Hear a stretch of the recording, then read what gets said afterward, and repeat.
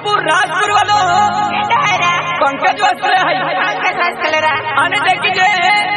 जितेन पाडवी आहे आणि देखी जे राहुल बावरा आहे हा हा ते महाकालिका रेकॉर्ड स्टुडिओ बोकराडा ती म्हणजे दीपक तिकले म्हणजे मास्टर आहे आज एक जे आकाश गोंडवले ते म्हणजे बोठलोदरे ते दिया खातुरे महाशिवरात्री फेब्रुवारी महिन्यात 26 तारखेला होते ते यहामोगी माताही दर्शन केला जाणार आहे हा हा